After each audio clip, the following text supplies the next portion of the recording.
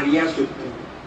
आता पाली भाषेमध्ये जर अभ्यास आपण करतो तेव्हा भरिया ह्याचा अर्थ असतो पत्नी किंवा स्त्री, विवाहित महिला, आणि भार्या ह्याचा अर्थ झाला की जड वस्तू.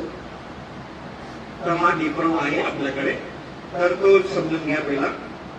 आणि मी हे सूत्र ह्याचा जे अभ्यास केला तर हे सूत्र तुम्हाला पाली भाषेमध्ये 3 पीठक आहे, ती सगळ्यांना माहिती आहे. प्रथम आहे विनय पीठक, दुसरं आहे सूत्र पीठक आणि तिसरं आहे अभिधम्म पीठक. यामधलं की दुसरं जे सूत्र पीठक आहे 2 नंबरचं, त्यामध्ये 5 भाग येतात. त्या 5 भागामधलं तिसरं सूत्र आहे अंगुत्तर निकाय. त्याच्यामध्ये विभाग येतात, 5 भाग येतात. त्यातला तिसरा भाग चौथा भाग आहे अंगुत्तर निकाय. या अंगुत्तर निकायांमध्ये सतत निपात येतो, म्हणजे 7वा भाग आहे. आणि त्याच्यामधलं अभ्यास बौद्ध आहे. या अभ्यास बौद्धामध्ये तुम्हाला भरिया सूत्र मिळतो. हा संदर्भ तुम्हाला माहिती असला पाहिजे, त्यासाठी तुम्हाला सांगितलं. आता दुसरी गोष्ट अशी आहे की आता आपण जे सूत्र घेतलं आपण तेही दुसरं म्हणजे काय नरसिंह गाता येत नाही. आता नरसिंह गाता अर्थ काय, त्याचाही काहीतरी संबंध असेल की नाही, पहिला संदर्भ लक्षात घ्या कुठे आहे ते काय. हे गाता कोणी गायली असेल तर राहुलला सांगतात आहेत त्यांची आई यशोधरा की जा तुझ्या वडिलांकडून गायक घे, वारस घे, तुझं काय आहे ते घे त्याच्या वडिलांकडून. मग राहुलला माहितच नाहीये की माझे वडील कसे दिसतात. मग त्या वेळी यशोधरा माता हे सर्व सूत्र म्हणते की तुझे वडील हे असेचे दिसतात आहेत, तुझे वडील असेचे दिसतात आहेत, तुझे वडिलांचे असे दात आहे, हे अंग संपूर्ण शरीर त्यांचं तसं आहे. आणि ह्याच सूत्राच्या आधारे हे आपलं बुद्ध रूप तयार झालेलं आहे. हे तुम्हाला माहिती असलं पाहिजे. म्हणजे आपण जे म्हणतोय त्या मागची पार्श्वभूमी काय आहे हे सगळ्यात महत्वाचं आहे. तसा संदर्भ मी तुम्हाला सांगितला आता भरिया सूक्ताचा. त्या भरिया सूक्तामध्ये काय एक्झॅक्टली आहे तर भगवान बुद्धांनी 7 प्रकारच्या स्त्रिया सांगितलेल्या आहेत. म्हणजे विवाहित स्त्रिया कशा असतात. आता ह्यामध्ये बसून मी सूत्र का घेतलंय कारण प्रत्येक स्त्री ही ह्या गाडीमध्ये बसून झालेली आहे. काही बसलेले वेटिंग लिस्ट मध्ये, कारण प्रत्येक जण ह्यामध्ये बसणारच आहे. आज ना उद्या ह्या एसटी मध्ये बसणार आहेत. आता काही जण आता सिनियर झाले आहेत त्या बसून झालेल्या आहेत, ज्या आता आहेत त्या बसलेल्या आहेत आणि त्या वेटिंग मध्ये आहेत. ह्या सर्वांसाठी हे सूत्र आहे. त्याची पार्श्वभूमी अशी केली आहे की मी तुम्हाला सांगण्यासाठी काय करणार आहे, सूत्र सांगणार आहे, त्याचं विश्लेषण करणार आहे आणि नंतर आपण थोडं बातरी ग्रामर बघणार आहोत. म्हणजे तुम्हाला ते थोडी माहिती त्याची भेटेल. तर हे सूत्रांची असं आहे की अनाथ पिंडक आहे. आपल्या सर्वांना माहिती आहे अनाथ पिंडक कोण आहे ते. तर त्यांच्या जी सून आहे त्या सुने संदर्भात ही कथा सांगितलेली किंवा हे सूत्र आलेलं आहे. तर एके दिवशी भगवान बुद्ध जेव्हा अनाथ पिंडकाकडे जातात पिंड बघण्यासाठी. आता इथे पण लक्षात ठेवा एक शब्द आपल्याकडे सातत्याने येतो, भिक्षा मागणे आणि पिंडपात करणे. हे 2 वेगवेगळे शब्द आहेत. त्या काळामध्ये भिक्षा मागण्यासाठी फक्त काही ठराविक लोकांकडे जायचं. आजही ती सवय आहे.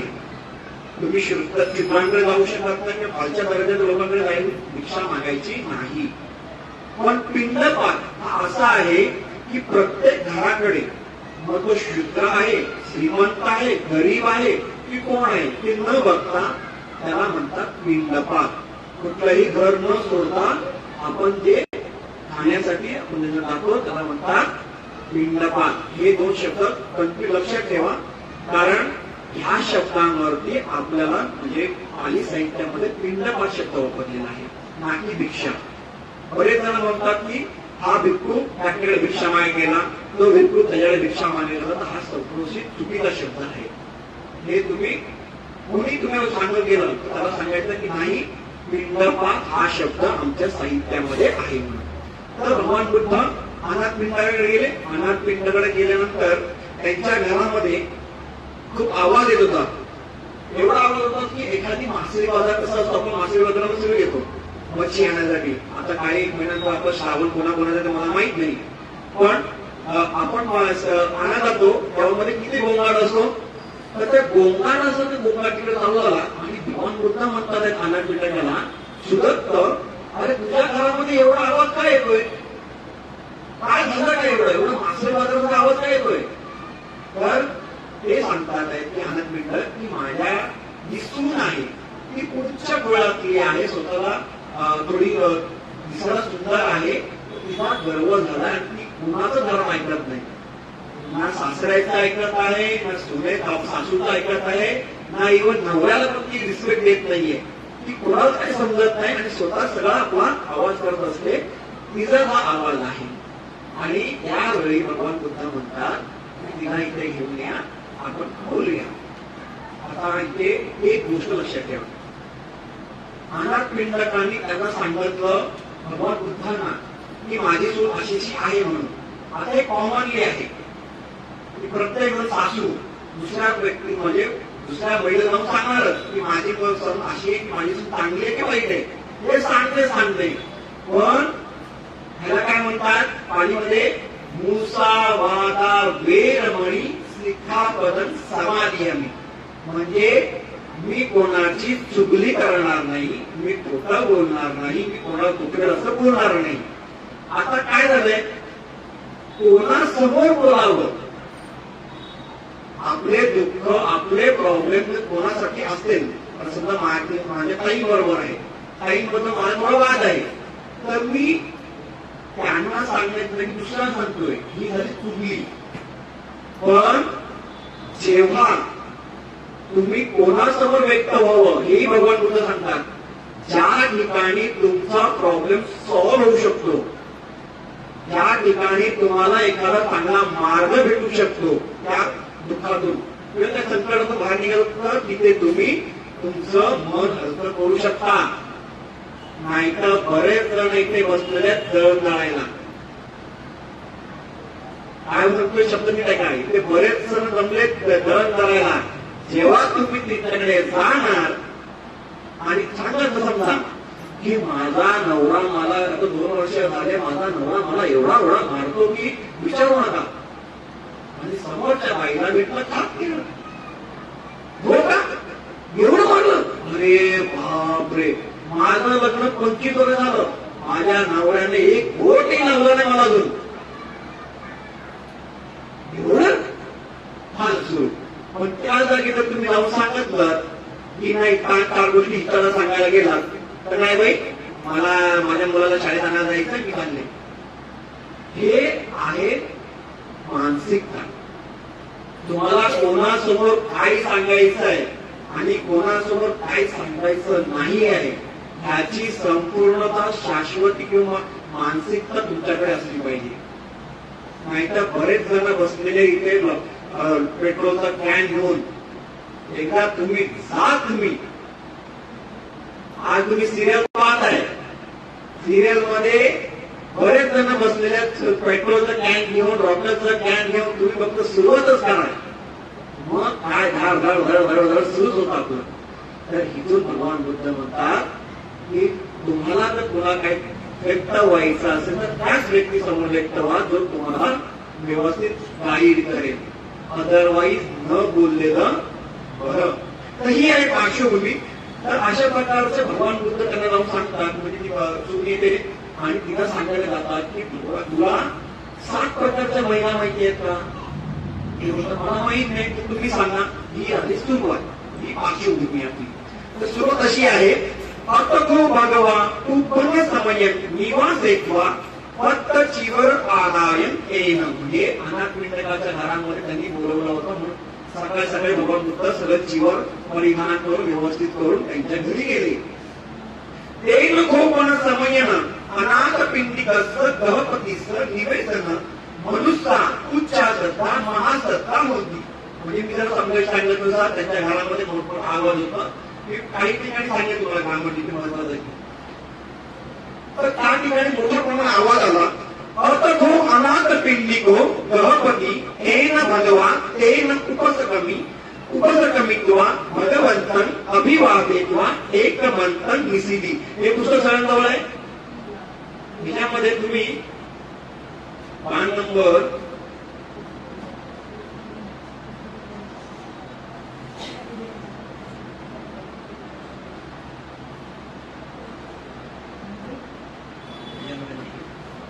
ठीक आहे तर नाही याच्यामध्ये त्याच्यामध्ये एक शब्द आहे तेनु तेनु उपसकमी असा शब्द तुम्हाला दिसेल तेनु उपसकमी तर हा शब्द बोलताना कधी पण लक्षात ठेवा तेन उपसकमी असा शब्द वापरायला पाहिजे. आता आपण बोलतो तेनु उपसकमी हे जर ग्रामर बनली त्याच्यामध्ये बोलताना जर आपले उच्चार चुकले तो शब्द बदलतो. आता मी तुम्हाला सांगितलं घडियाचं भार्या झालं शब्दच बदलला पुरा तर तेनु उपसकमी उपसकमित्वा हा शब्द तुम्हाला महामंगल सूत्रामध्ये किंवा परामर्श सूत्राच्या सुरुवातीला सगळं भेटेल तुम्हाला. तर भगवंतन अभिवादेत्वा एक मंथन निसिधी म्हणजे अनाथ पिंडे त्यांना भगवंतांना तेव्हा गेला त्यांच्याजवळ जाऊन त्यांना वंदन केला एका बाजूला बसला.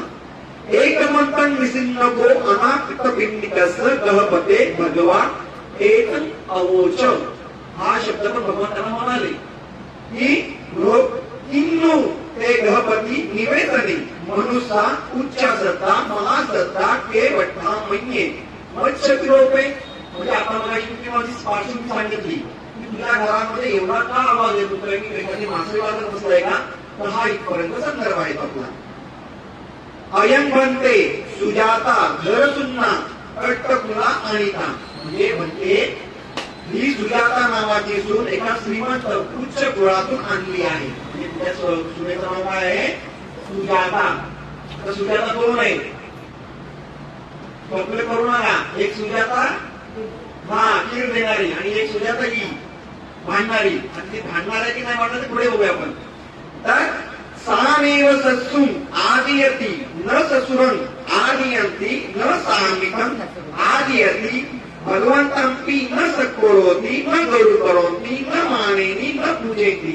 आता याच्यामध्ये पाली भाषा मराठीमध्ये कशा प्रकारे यूज केली जाते त्याच्यामध्ये दोन शब्द आले काय आले पहिला आले सत्सुम आणि दुसरा आहे ससुरं. ससुर म्हणजे सासूर आणि ससुरं म्हणजे सासरा. हे शब्द पालीतून कसे मराठीमध्ये आले हे आपल्याला इथे संदर्भ भेटतात. आणि पुढे काय शब्द आहे न सामिकं आदियती. सामिकं म्हणजे पती.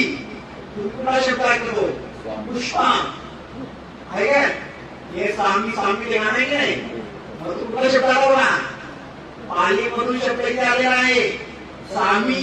सामी म्हणजे पती स्वामी आपण म्हणतो की नाही तसं ते शब्द इथे आलेला आहे. पुष्प माहिती ना तो असतो पहिला पुष्पा त्याच्यामध्ये एक शब्द आहे बघा पाली भाषा कुठपर्यंत पोहोचलेली आहे म्हणतात ना पाली जननी आहे शब्दांची बऱ्याच जन्म शब्दांची ती शब्द मला भेटतं.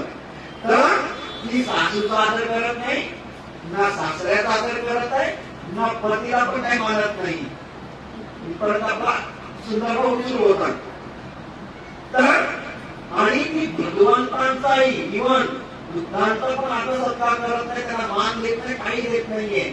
म्हणजे ती आता श्रीमंत कुळातली आहे तुम्ही कशाला कोणाला आदर देऊ हा प्रकारचा तिला अभिमान आहे गर्व आहे. त्यामुळे माणसं गर्वामध्ये अभिमानामध्ये बऱ्याच वेळा जे करायचं होतं ते करतच नाही आणि अकुशल कर्म करतात. त्यामुळे भगवान काय म्हणतात सम्यक सती तुमची दिनचर्या कशी असली पाहिजे सावध असली पाहिजे जागृत असली पाहिजे. कोणाबद्दल तुम्ही काय बोलताय काय नाही बोलताय हे सर्व तुम्हाला इथे समजलं पाहिजे. आता मगाशी आपण एक शब्द वापरला होता कोणासमोर बोलावं कोणासमोर बोलू नये तर इथे आलेला आहे तो संदर्भ मी अर्थ को भगवा सुजातन घर सुन्नन आमंतेसी. हेही सुजाते म्हणजे भगवंतांनी सुजाताला बोलवलं. आता आपण काय मगाशी बोललो होतो की कोणासमोर बोलावं. आता महामंगल सूत्रामध्ये एक गाथा आहे असेवनाच बालानं पंडितानांच सेवना पूजाच पूजनीयानं एतन मंगलम उत्तमन.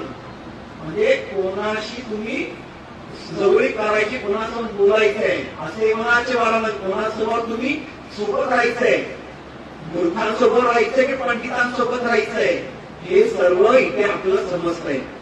जर तुम्ही मूर्खांबरोबर राहिलात तर तुम्ही मूर्खांशी शेअर करणार आहात पण पंडितांबरोबर जर तुम्ही शेअर केले तुमची इमोशन्स तर तुम्हाला भेटणार आहे संपूर्ण मार्ग भेटणार आहे.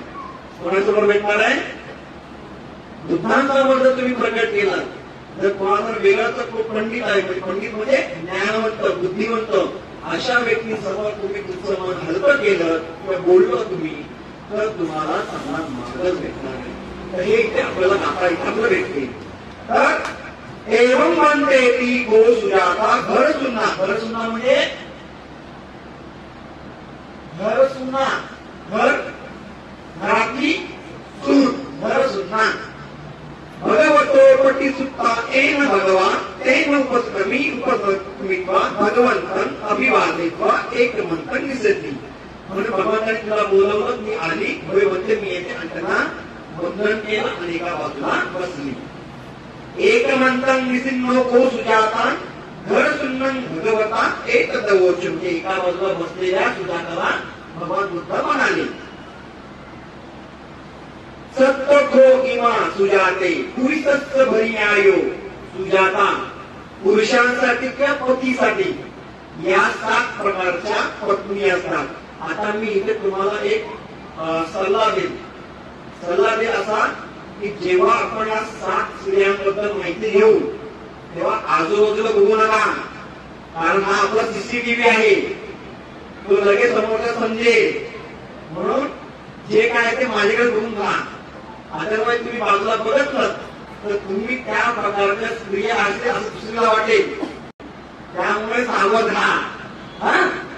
तर कथमा सत्य कुठले करतात तुमचे साथ वधक समान म्हणजे वधका समान, एक चोरी समान, चोरी समान, ऐक्य समान म्हणजे मालकिनी सारखी, माता समान, आई सारखी, भगिनी समान, बहिणी सारखी, सखी समान, मैत्रिणी सारखी, दासी समान, सेविकी सारखी. या 7 प्रकारच्या स्त्रिया भगवान बुद्धांनी सांगितलेल्या आहेत की अशा प्रकारच्या स्त्रिया असतात म्हणून.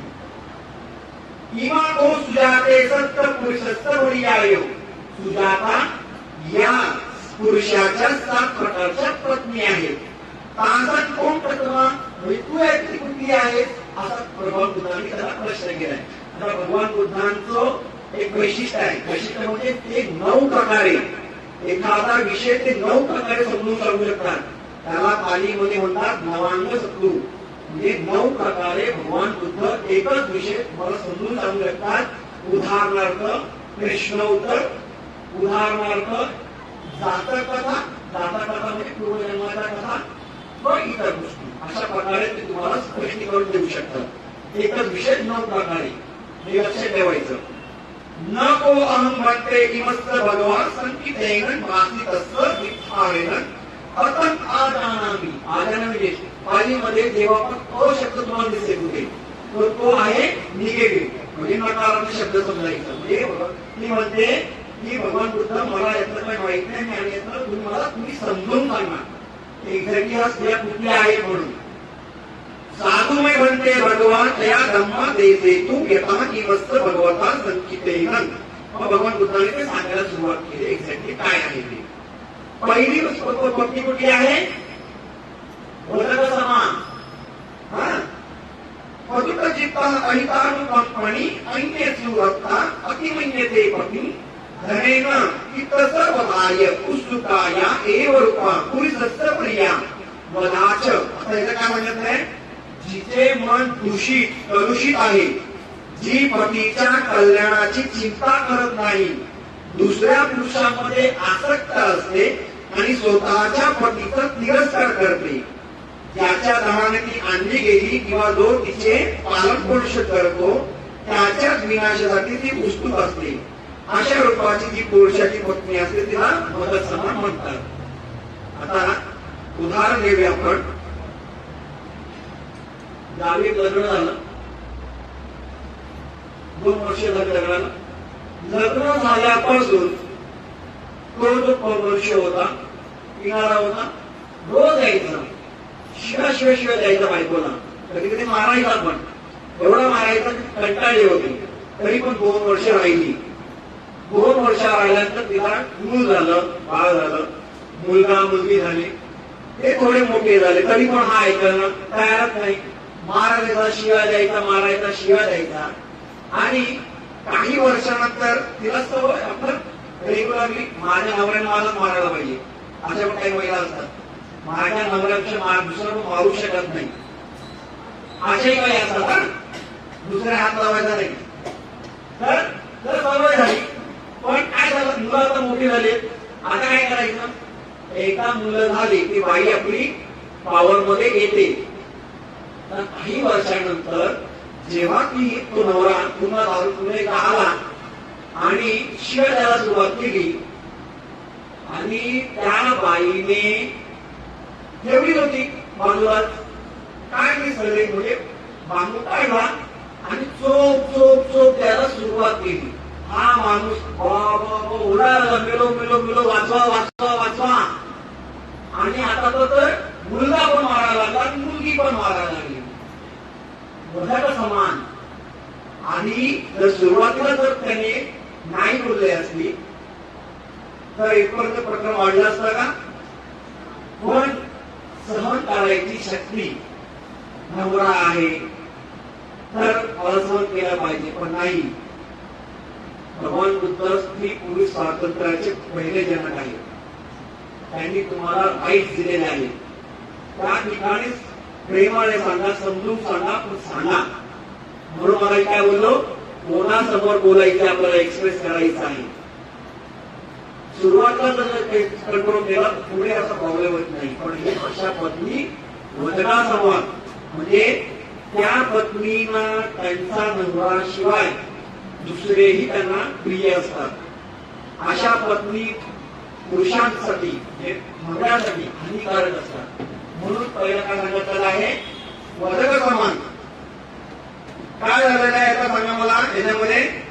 कलुषित मानसिकता पहिला पॉईंट सांगितलेला भगवान बुद्धांनी कलुषित मानसिकता म्हणजे तिच्या मनामध्ये पतीबद्दल कधीच आधार नसतो तिच्याबद्दल कधी प्रेम नसतं ना माया असते ना कसलीच भावना नसते आता आई बापाने बांधून दिले लग्न आता काय करायचं आता काय करायचं अशी बऱ्याच ठिकाणी भीती आहे आपल्याकडे त्याला सुधारायची गरज आहे तर कलुषित मानसिकता सांगितली आहे कल्याणाची चिंता नसणे आपला संसार आहे कसंही चालू दे काही करू दे आपल्याला काय करायचं मला 2 मिनिटात 2 काय जेवायला भेटायला झालं संसार कसाही चालू दे परिपुरुषांकडे आकर्षण तसं विनाशाची इच्छा हे कधी संपते कधी माझ्या डोक्यातून हा भार जातोय ही फक्त सातत्याने मनामध्ये असलेल्या शंका कुशलता निर्माण होते म्हणजे कलुषित मन सुरुवात कुठून होते आपली जेव्हा कुठल्याही कृतीची सुरुवात ही कुठे सुरुवात होते मनामध्ये चित्तामधून कुठे येते ती वाणी आणि वाणीमधून कुठून निर्माण होते पुढे जाणं कधी कायेने चित्ताने कायेने वाचेने कायेने ह्या पद्धतीने या 3 पद्धतीमध्ये आपल्या मनातून किंवा आपल्या हातून गुन्हा घडतो किंवा एखादा अशा प्रकारचा प्रसंग घडतो तर इथे आपल्याला भगवान बुद्धांनी सांगितलेली आर्य अष्टांगी मार्ग हा महत्वाचा आहे कशा प्रकारे सम्यक आजीविका जे आपण म्हणतो ते काय आहे ते हे आहे कशा प्रकारे आपल्या आजीविका करायची कशा प्रकारे आपले संपूर्ण आयुष्य जगायचं आहे भगवान बुद्ध सांगतात आपल्याला पंचशिला आहे 22 प्रतिज्ञा ही सर्व आहे तर अशा प्रकारे त्या व्यक्तीचा मानसिक छळ आज तुम्ही जर कोर्टामध्ये गेलात कोर्टाचं सर्वेक्षण तुम्ही केलं तर त्या कोर्टामध्ये आज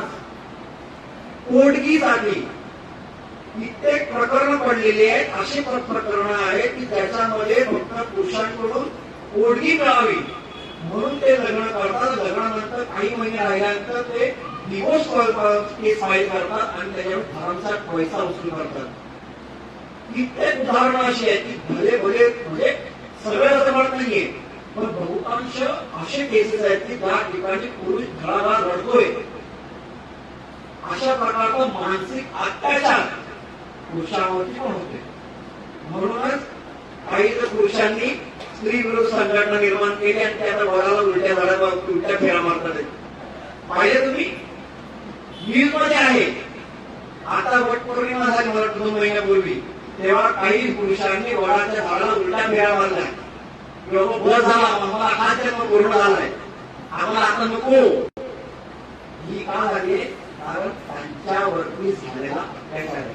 मी असं नाही म्हणत की महिलांवरती होतोय, पण आपण सध्या विषय आपला चालू आहे त्याच्यावर निगडीत आपल्याला सांगू इच्छितो. दुसरं काय आहे? दुसरी स्त्री कुठे आहे सांगा मला? पहिली झाली बरक सामान, दुसरी चोरी सामान. आता ह्याच्यासाठी मी तुम्हाला सांगू इच्छितो की दोन प्रकारच्या चोरी असतात. चोरी बरेच आहे, पण एक चोरी अशी आहे की नवरा झोपलेला आहे, मग आपले हात ऑटोमॅटिकली तिथे जातात, काय आहे ते आहे, छोटा मोठा घेतली आणि केले. सगळ्यांना लागू आहे, युनिव्हर्सल लॉ आहे की नवऱ्याच्या खिशामध्ये हात टाकणं हे बायकाचा जन्मसिद्ध अधिकार आहे. आहे का? मी तुम्हाला एक चोरी सांगतो आणि मला ती मला ती आवडलेली चोरी आहे. सुधा मूर्ती तुम्हाला माहिती आहे ना, आपले जे मोठी कंपनी आहे त्या सुधा मूर्तींचे कपिल शर्मामध्ये शो मध्ये सांगितलं, त्यांनी एक उदाहरण सांगितलंय. त्यांनी सांगितलं की मी माझ्या नवऱ्याच्या खिशातून रोज पैसे काढायचे घर खर्चासाठी, मिळण्यासाठी, तर घर खर्च काढायचे आणि मी पैसे जमा केले होते. एक दिवस माझा नवरा आला आणि मला सांगितलं की मी तुझ्याकडे किती पैसे आहेत? तर माझ्याकडे 10,000 रुपये असे, 10,000 रुपये कमाला काढले. नवऱ्याच्या खिशातून 10,000 रुपये काढत जमा करून ठेवले होते, 10,000 समथिंग. तर नवरा सांगतो की पुढचे 3 वर्ष मी काम करणार नाहीये, मला पण करायचे, त्यासाठी मी सर्वेक्षण करणार, सर्व करणार आहे, संपूर्ण घराची जबाबदारी तुझी आहे, मला फक्त इन्व्हेस्ट करायचं आहे. तर तू काय मला पैसे देऊ शकतेस का?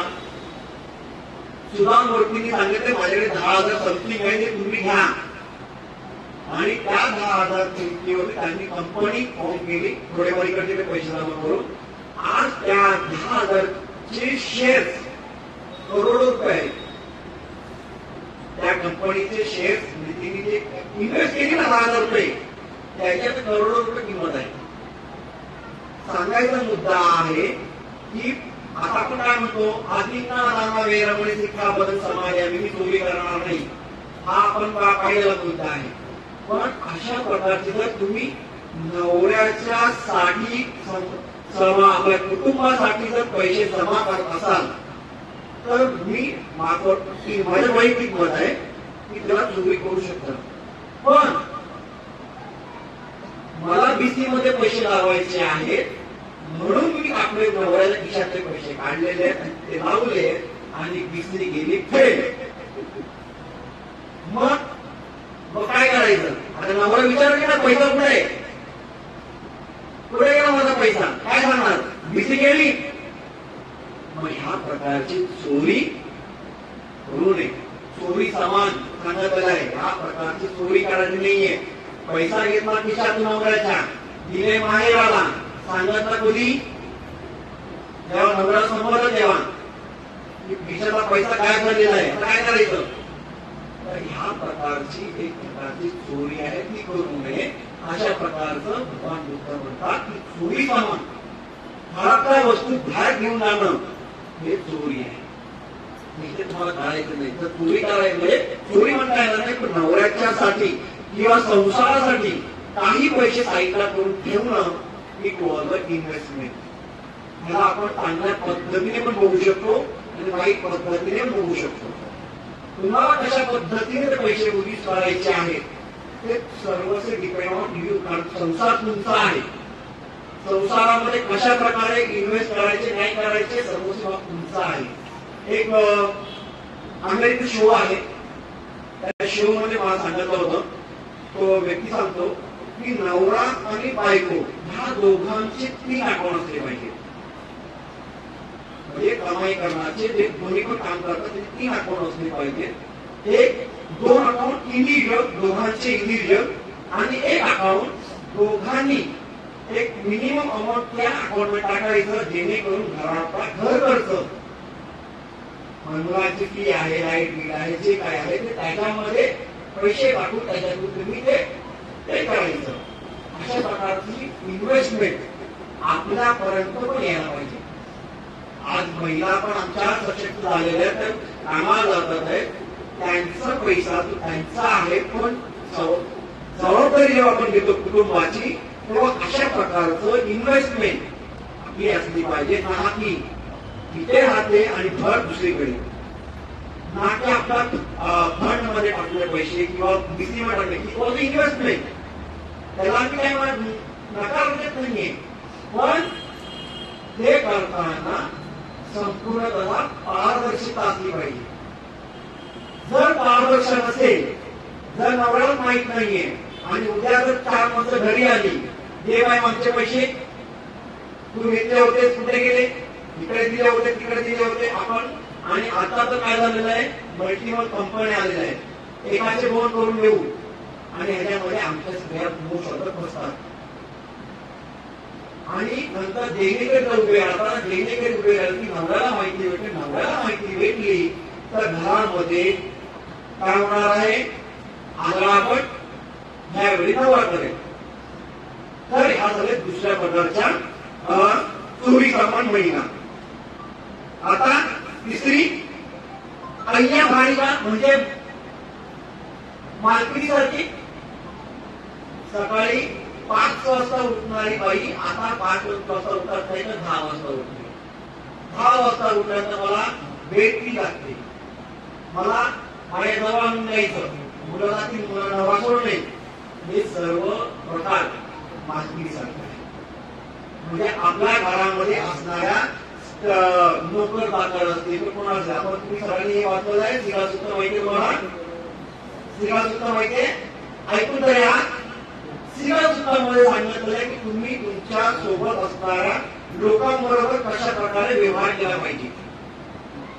आपल्या पती बरोबर, आपल्या सासू बरोबर, आपल्या शिक्षकांबरोबर, इव्हन आपल्या हाताखाली काम करणाऱ्या लोकांबरोबर तुम्ही कशा प्रकारे रिलेशन ठेवली पाहिजे, कशा प्रकारे व्यवहार ठेवला पाहिजे, हे श्रीराजसूत्रामध्ये सांगितलेलं आहे.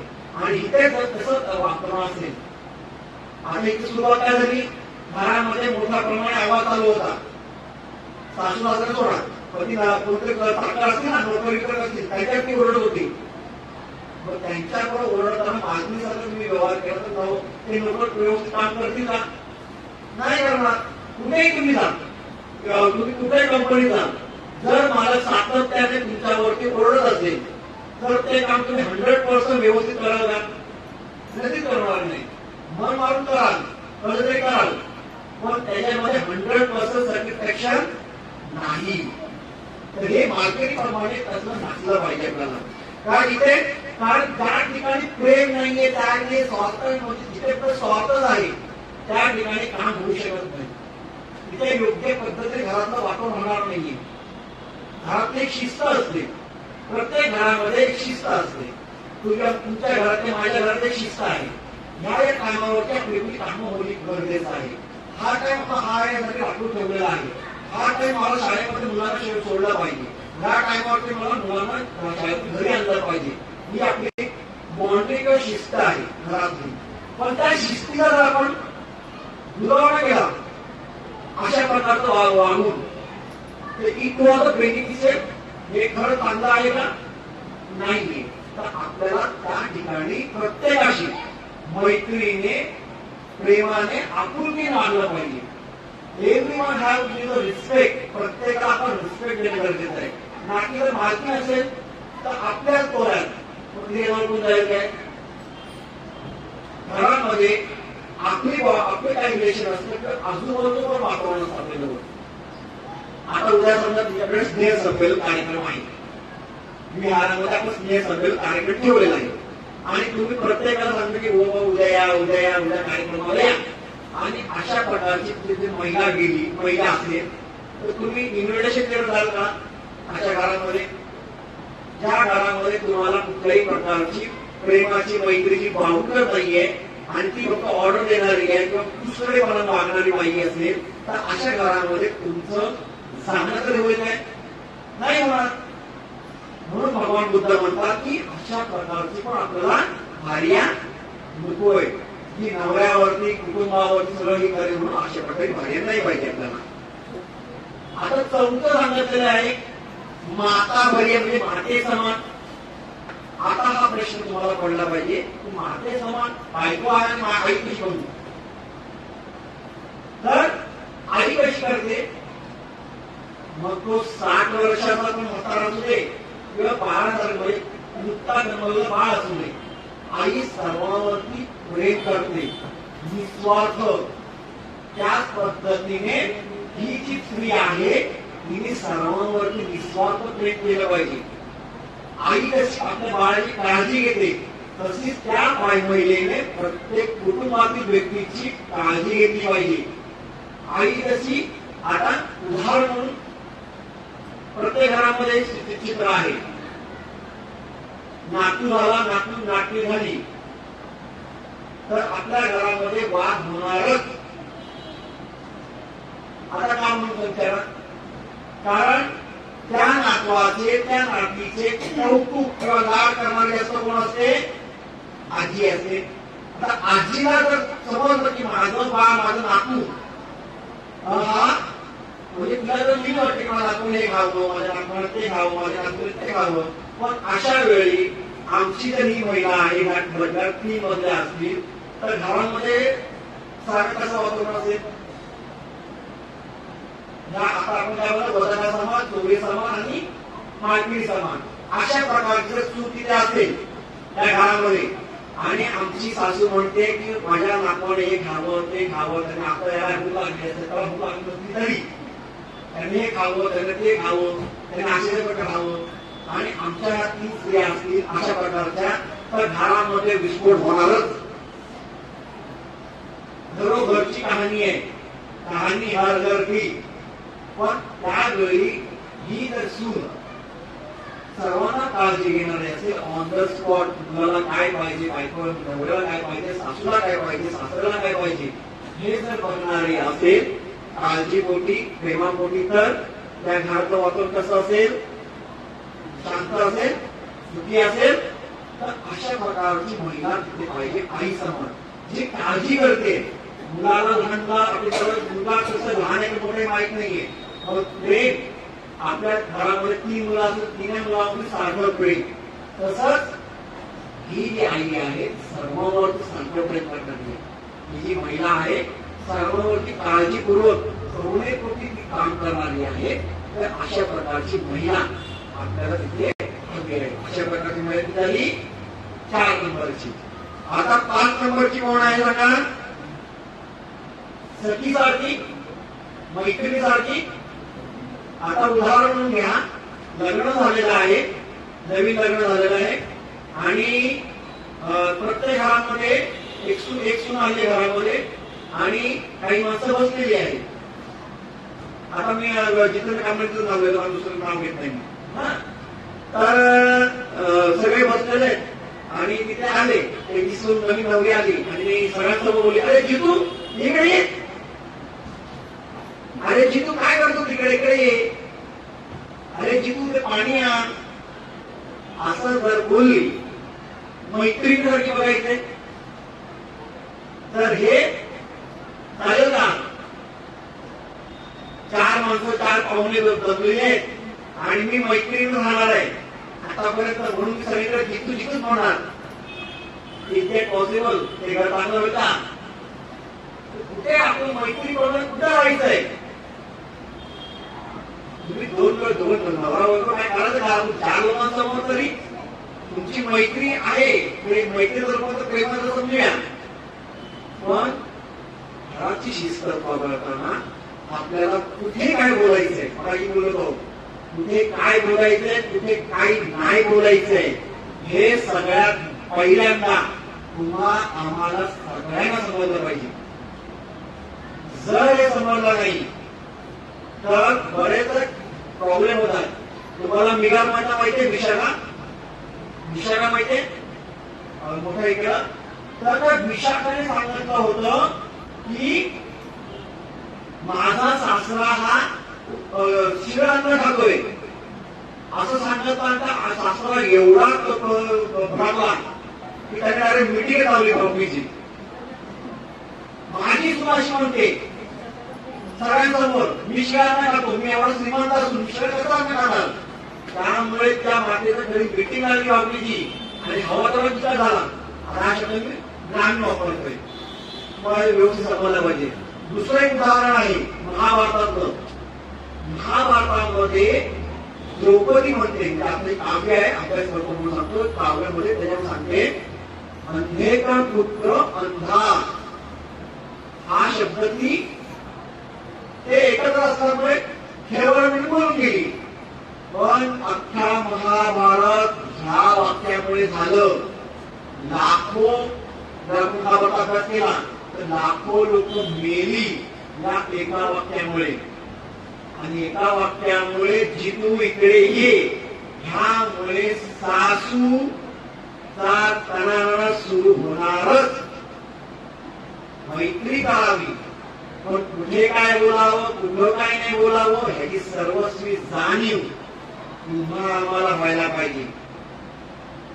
जशी मैत्री केली, आता मैत्री म्हणजे आपण एकमेकांना मित्र समजतो. बाबासाहेब पण म्हणतात आहे, बाबासाहेबांचं वाक्य आहे की बाबासाहेब म्हणतात की मैत्री समान राहायला पाहिजे महिलेबरोबर, पत्नी बरोबर. कारण बऱ्याचदा महिला बोलायला कमी असतात. म्हणजे माझ्या मनातलं माझ्या साथीदाराला सांगायला पाहिजे. पण ते कधी सांगणार, जेव्हा दोघं मित्र असतील तेव्हा व्यवस्थित, तेव्हा ते मनातलं बाहेर काढतील. अदरवाईज नवरा जर वेगळा असेल आणि मी म्हणजे स्त्री गेली पुढे नवऱ्याकडे, ऐका ना, ऐका नाही, पहिलं जेवायला वाढा, किती वाजले, अशा प्रकारची पण स्थिती आपल्याकडे आहे. ती स्थिती बदलायला पाहिजे. आणि सर्व कोण बोलू शकतो, आपण बोलू शकतो. आपल्याकडे ती पॉवर आहे, आपल्याकडे ते सर्वस्व आहे, हे सर्व तुम्हाला केलं पाहिजे. म्हणून सखी साथी घड्या आपल्याकडे असली पाहिजे. तर आता सातवी सांगा, सातवी कुठली आहे? सातवी कुठली आहे? दासी समान. आता इकडे थोडा प्रॉब्लेम आहे. मी काय दासी आहे?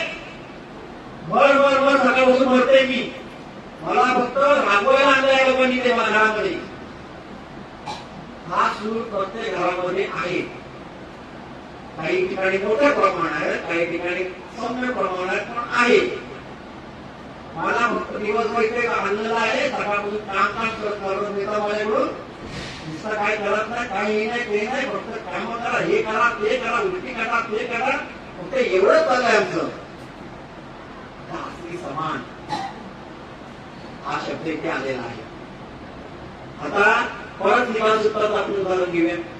भगवान बुद्ध म्हणतात की जर तुम्ही त्यांच्याबरोबर व्यवस्थित वागलात तर ते तुम्हाला त्याप्रमाणे रिवॉर्ड देतात. उदाहरणार्थ दासी समान शब्द हा बऱ्याच जणांना आवडणार नाही, पण भगवान बुद्ध म्हणतात की जर तुमच्यासोबत कुठले तरी जर कर्मचारी आहेत, जर तुम्ही त्यांच्यावर व्यवस्थित तर तुम्हाला सकाळी लवकर उठतात, तुमची काय कामं असते व्यवस्थित करतात, मालकाला कुठल्याही प्रकारचा त्रास देत नाही आणि व्यवस्थित जवळही तुमच्याकडे राहतात. आता इथे पण एक आहे, थोडं आपण वेगळ्या पद्धतीने घेऊया की आपल्या घराची कामं आपल्याला करायचे, दुसऱ्यांना करायचे. आमची मुलं जर सकाळी 7 वाजता जर कामाला जात असतील तर मला सकाळी 5 वाजता उठणं काय भाग आहे. जर 5 वाजता मी उठले, आंघोळ केली तर त्यांच्यासाठी व्यवस्थित नाश्ता मी करून देऊ शकते. त्यांचा नाश्ता झाला तर मुलं शाळेत गेली, तोपर्यंत माझा नवरा आहे, तर मला तो डबाकडे बस आहे, मी ते करून दे आणि माझ्या भाऊल्या वेळामध्ये मी माझी कामं करेन. चुकतंय का? किंवा दोन्ही जर कामामध्ये असतील तर दोघांना काम करणं गरजेचं आहे. हातभार लावणं हा गरजेचंच आहे.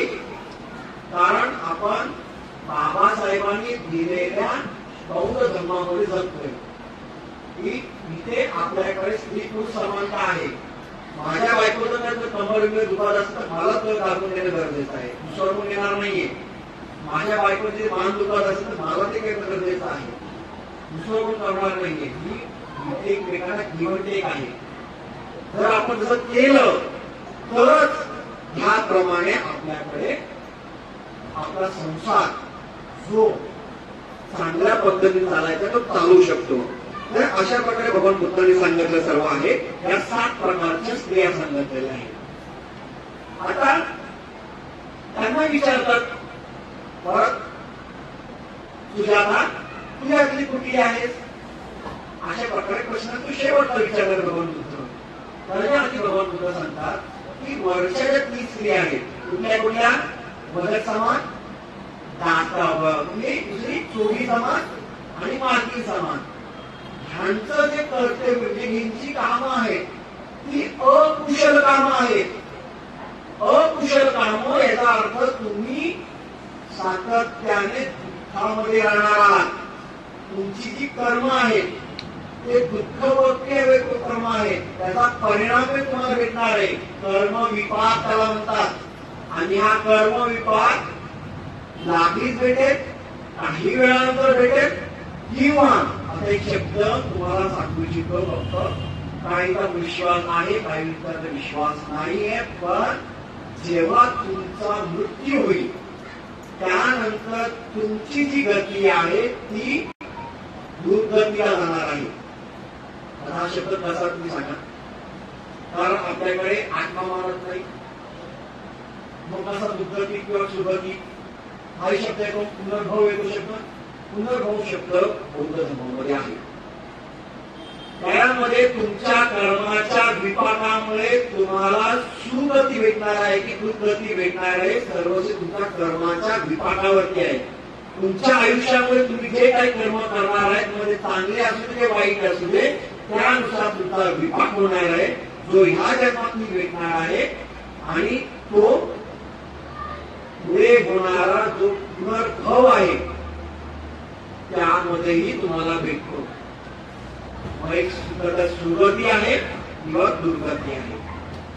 तो आपला पुढील जो जन्म आहे किंवा आताचं जो आयुष्य आहे ते जर व्यवस्थित करायचं असेल तर आपल्याला सदोन कधी हा पुण्यकर्म करायचं असतं. आता उदाहरण कसं करणार? सांसारिक जीवनामध्ये विशाखावर तुमच्याकडे संपूर्ण उदाहरण आहे. सुजाता, ही सुजाता नव्हे, पहिली सुजाता, तिचं तुमच्याकडे उदाहरण आहे. महामाया कोण आहे? महाप्रजापती, यांचं तुमच्याकडे उदाहरण आहे. ज्या महिला सातत्याने चांगलं काम करून पुण्यकर्म करून पुढे गेलेले आहे. आज तुमच्याकडे थेरी गाथा पुस्तक माहिती तुम्हाला? थेरी गाथामध्ये जवळपास 75 पेक्षा जास्त 75 थेरीची माहिती आहे. अहंत झालेल्या महिलांमध्ये अशा प्रकारची त्यांनी कर्मक्रियांमुळे पुढे आहे. आता उरलेल्या जे 4 आहे, कुठल्या? आई समान, मैत्री समान, दासी समान आणि दुसरी भगिनी समान. भगिनी समान आपलं कुठं? बहीण कशी असते एकमेकीबरोबर? बहीण भावाबरोबर कशी असते? ती त्याच्यावर भांडेल पण त्याच्यावरती तसं प्रेम करते. भगिनी समान. भावा बहिणीचं भांडण होत असतात, भाऊ बहिणीला विसरत नाही, बहीण भावाला विसरू शकत नाही. म्हणजे काही मध्ये पावले होऊ शकतात, पण हे कधीही नातं पुन्हा तुटणार आहे. जर बहिणीला काही प्रॉब्लेम झाला तर भाऊ बाळगतो आणि भावाला काही प्रॉब्लेम झाला तर बहीण उभी राहते. तर अशा प्रकारची बहिणी समान भगवान बुद्धांनी सांगितली स्त्री आहे. तुमच्या आता तुम्ही मला वाटतं रशियामध्ये गेला तर बऱ्याच ठिकाणी महिला जी बायको आहे ती नवऱ्याला तू लाग मानते. मला माहितीये का? तर तो रक्षण करता आहे. रक्षण करता सगळे डोके पण आहे, आपण समोर करतो, पण त्यांचं रक्षण करता आहे. त्यामुळे त्यांनी माझ्याकडे त्या पद्धतीने राहावं. अशा प्रकारची बहीण असते. तर भगवान बुद्ध होता की बहिणी सामान्य महिला असली पाहिजे. तर ह्या 4 महिला कोणत्या कोणत्या? आई समान, सखी समान, बहिणी समान आणि दासी समान. ह्या महिला कुशल कर्मच करतात आणि त्या कुशल कर्मामुळे त्यांचा मेल्यानंतर मृत्यूनंतर त्या सुगतीला जातात. हे भगवान बुद्ध सांगतात. तर हे संपूर्ण काम तुम्ही जर करत बसलात तर तुम्हाला तुमच्या हातामध्ये आहे कुशल कर्म करायचं की अकुशल कर्म करायचं. हे सर्वस्वी कोणाच्या हातात आहे? तुमच्या माझ्या हातामध्ये आहे. कोणासमोर बोलायचंय, कोणासमोर नाही बोलायचंय, कोणाच्या हातात आहे, आपल्या हातात आहे. आणि कशा प्रकारे, आता पहिला आपण काय बोलतो, आईचं मन पाहिलं, जी संकल्पना करते ती जबाबदारी कोणावरती आहे. महामंत्र सुद्धा काय सांगत आहे, माता पितू उपठाण उत्तरारस्त संग हो अनाकुलाचे कमंता एकन मंगल उत्तम.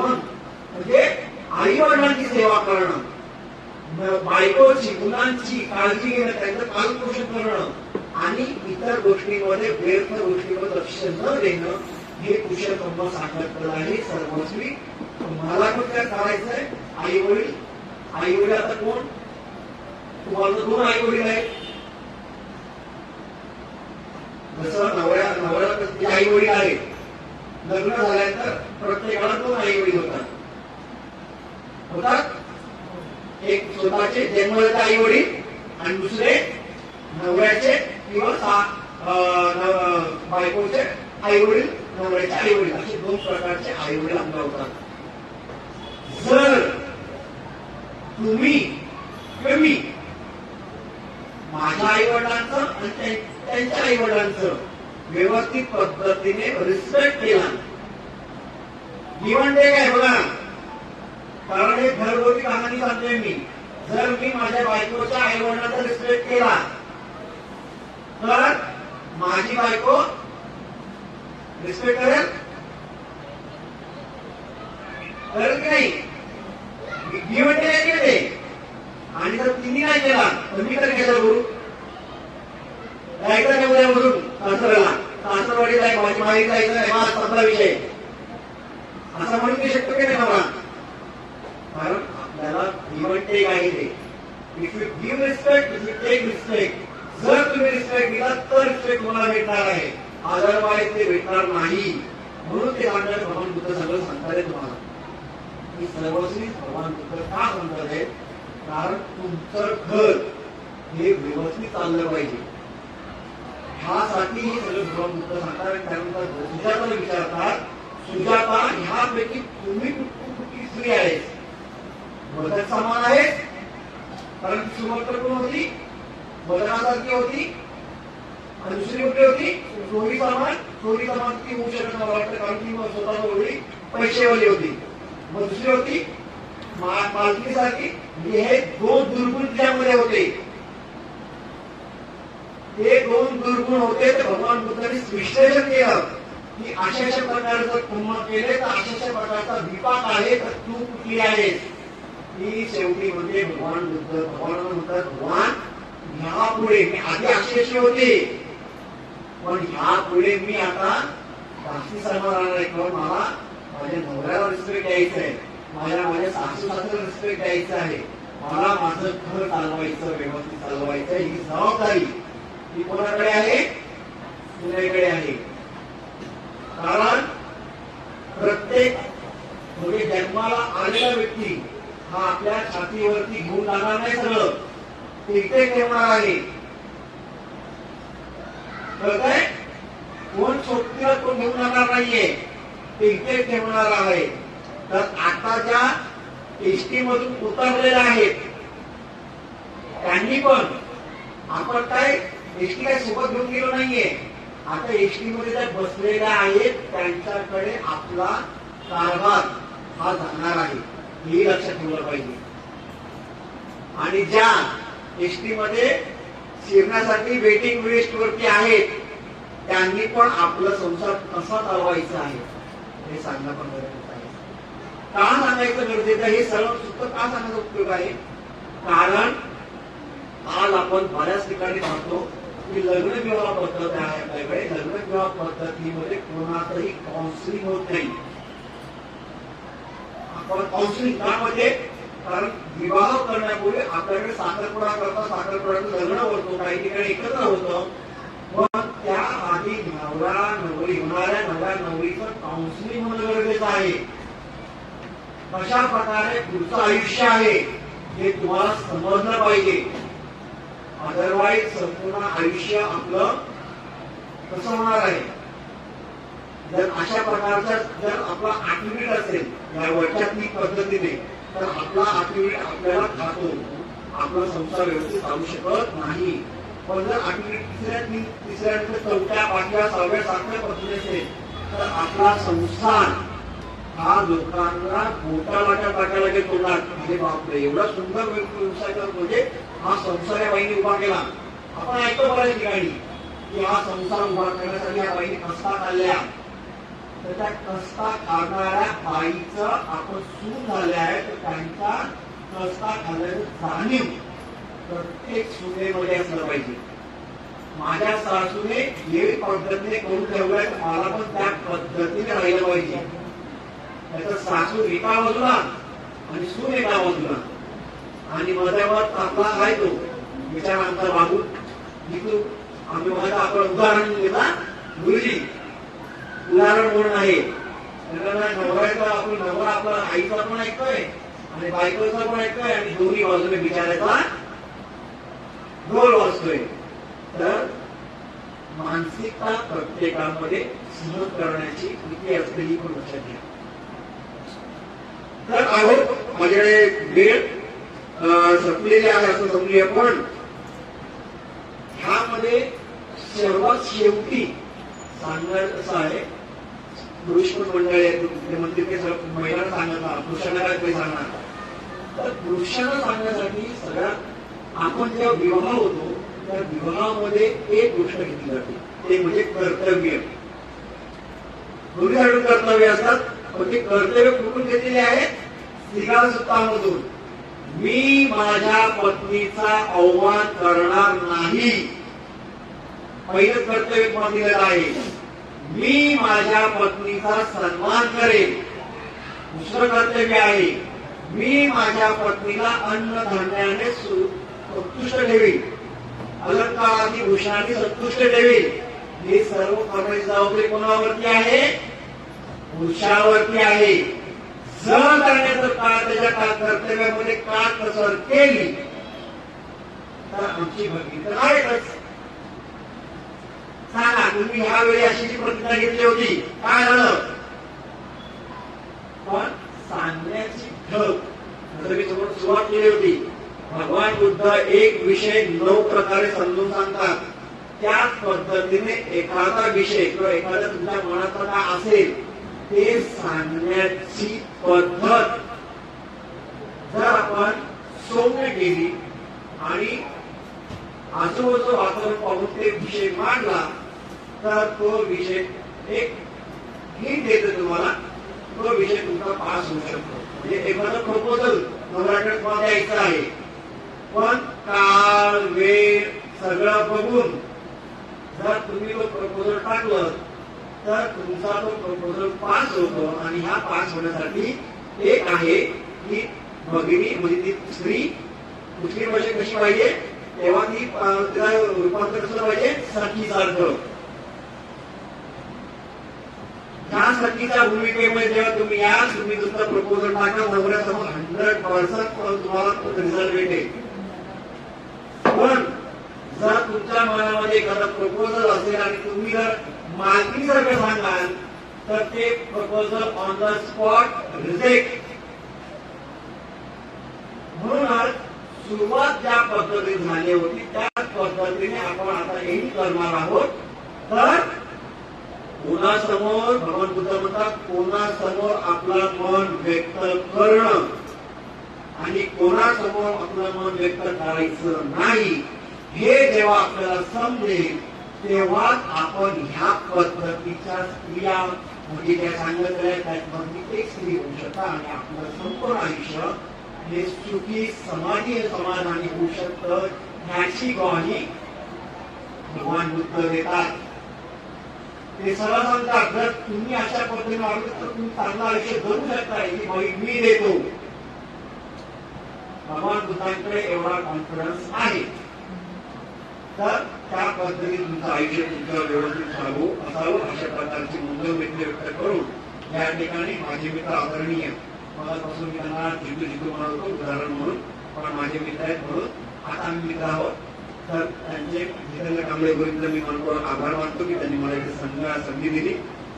तसेच नवरत्न महिला मंडळ यांचे मी आभार मानतो. त्यांनी एवढं शांतपणे आणि सगळ्यात महत्वाचं आजूबाजूला न बघता, नाहीतर सहज आपला हा सीसीटीव्ही आहे, मी कुठल्या पद्धतीचं महिला स्त्री आहे लगेच समजलं म्हणून त्यांनी माझ्याकडेच बघून हा संपूर्ण प्रवासी संपूर्ण माहिती ऐकली. त्यांचे आव्हान मानतो.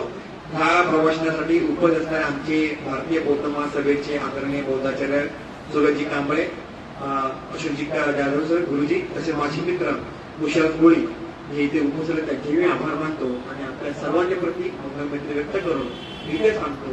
नमो बुद्धाय. जय हिंद. साधू साधू साधू.